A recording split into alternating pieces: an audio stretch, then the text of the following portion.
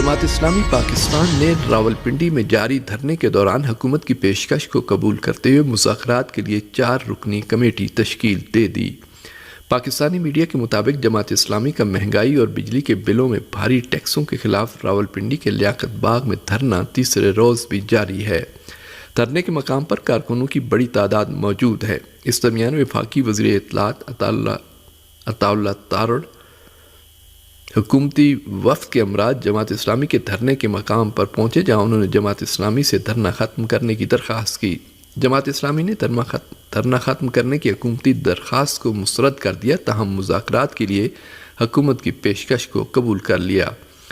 راولپنڈی کے لیاقت باغ میں مہنگائی کے خلاف جماعت اسلامی کے دھرنے سے خطاب کرتے ہوئے امیر جماعت اسلامی حافظ نعیم الرحمن نے حکومت پر شدید تنقید کرتے ہوئے کہا کہ شہباز شریف بتائیں کہ کوئی شخص کم سے کم اجرت 37,000 میں اپنا گھر کیسے چلائے۔ امیر جماعت اسلامی نے کہا کہ پرامن سیاسی جدوجہد کے علاوہ کوئی راستہ نہیں ہے۔ جب پارلیمنٹ اور ادارے کام نہ کر رہے ہوں تو احتجاج کرنا آئین کے تحت ہمارا حق بن جاتا ہے۔ ہندوستان کے زیر انتظام جموں کشمیر کی سابق وزیر اعلیٰ اور پی ڈی پی صدر محبوبہ مفتی نے جموں خطے میں عسکریت پسندوں کے حملوں میں اضافے پر مرکزی سرکار کو ہدف تنقید بنایا ہے۔ ہندوستانی میڈیا کے مطابق سری نگر میں ایک عوامی جلسے سے خطاب کرتے ہوئے محبوبہ مفتی نے کہا کہ جموں میں عسکریت پسندی اس قدر بڑھ گئی ہے کہ لوگ اب گھروں سے باہر آنے میں خوف محسوس کر رہے ہیں۔ انہوں نے کہا کہ عسکریت پسند جموں میں گھس کر ہمارے لوگوں کو مار رہے ہیں اور مرکزی حکومت کے لوگ ہمارے اسکولوں، اداروں اور یونیورسٹیوں میں دراندازی کرنے میں لگے ہوئے ہیں۔ محبوبہ مفتی نے مرکزی حکومت سے مطالبہ کیا کہ ملک کی جیلوں میں بند پڑے کشمیری نوجوانوں کو فوری رہا کیا جائے۔ انہوں نے کہا کہ حکومت سمجھتی ہے کہ پی ڈی پی کو ختم کر دیا گیا، لیکن آج یہاں عوامی سیلاب اس بات کا غماز ہے کہ پی ڈی پی عوام کے دلوں میں بستی ہے۔ شام کے علاقے دیر الزور میں کونیکا گیس فیلڈ میں امریکی فوجی اڈے کو تیسری بار نشانہ بنایا گیا۔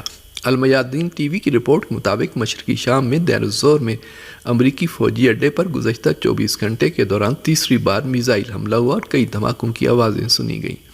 اس حملے کے ساتھ ہی اس اڈے میں تعینات امریکی جنگی طیاروں نے مشرقی شام کے مختلف علاقوں کو اپنے حملوں کا نشانہ بنایا۔ ابھی تک کسی نے اس حملے کی ذمہ داری قبول نہیں کی۔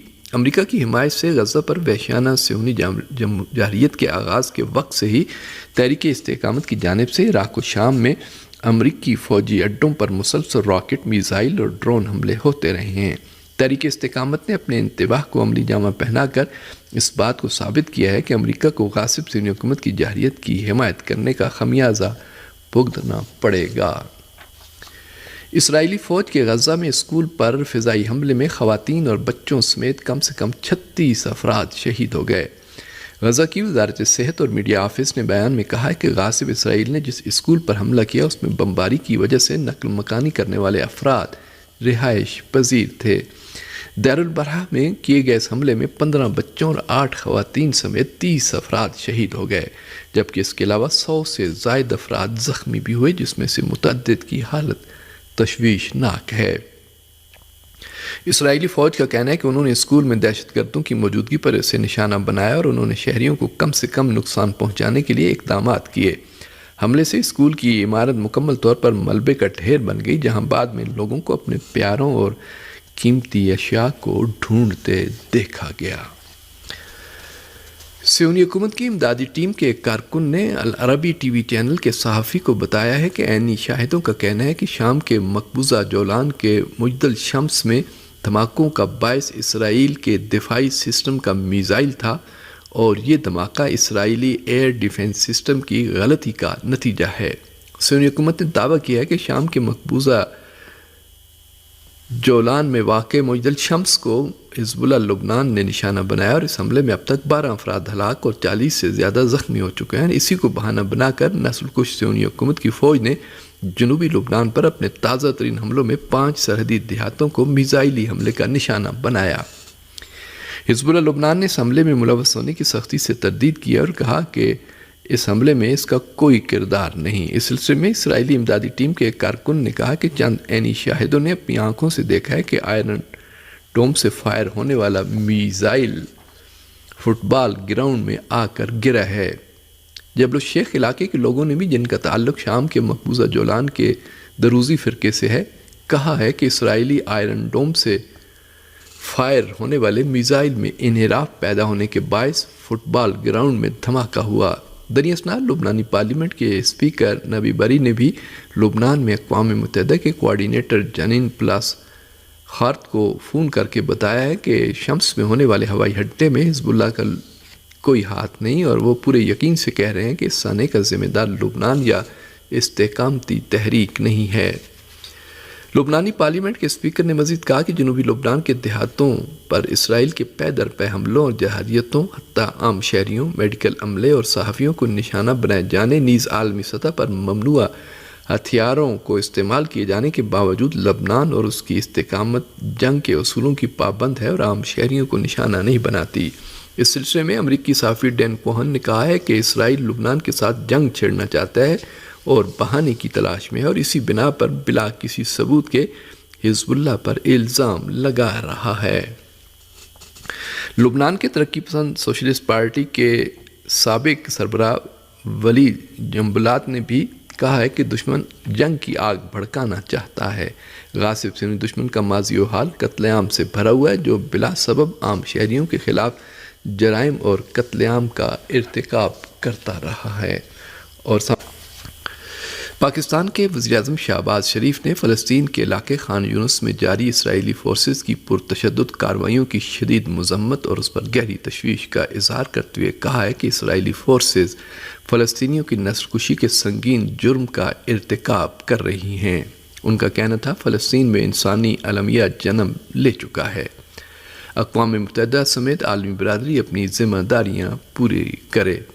پاکستان کے وزیراعظم کا کہنا تھا عالمی عدالتی انصاف کے حالیہ فیصلے اور اقوام متحدہ کی قراردادوں پر عمل درآمد کرایا جائے، عالمی برادری اسرائیل کے جنگی جرائم کا محاسبہ کرتے ہوئے اسے انصاف کے کٹہرے میں کھڑا کرے۔ وزیراعظم پاکستان کا مزید کہنا تھا کہ اب تک پاکستان ایئر فورس کے 6 جہازوں کے ذریعے 1200 ٹن اور 3 بحری جہازوں کے ذریعے 1500 ٹن امدادی سامان فلسطین بھجوایا جا چکا ہے۔ پاکستان کے میڈیکل کالجز میں فلسطین کے میڈیکل کے طلباء کے لیے خصوصی انتظام کی ہدایت کرتے ہوئے انہوں نے کہا کہ فلسطین کے بچے اپنی تعلیم کا سلسلہ پاکستان میں جاری رکھ سکیں گے۔ ان کا کہنا تھا پاکستانی حکومت اور عوام اپنے فلسطینی بھائیوں اور بہنوں کے ساتھ کھڑے ہیں۔ پاکستان کے صوبہ خیبر پختونخوا کے شیعہ علماء کرام اور تنظیمات کے رہنماؤں کی جانب سے ضلع کرم میں فریقین کے درمیان لڑائی کو مذہبی رنگ دینے اور ریاستی اداروں کی خاموشی کے خلاف پشاور پریس کلب میں پریس کانفرنس کا انعقاد کیا گیا، جس میں ڈویژنل صدر ISO علامہ عابد حسین شاکری اور علامہ نذیر حسین نے پریس کانفرنس سے خطاب کیا۔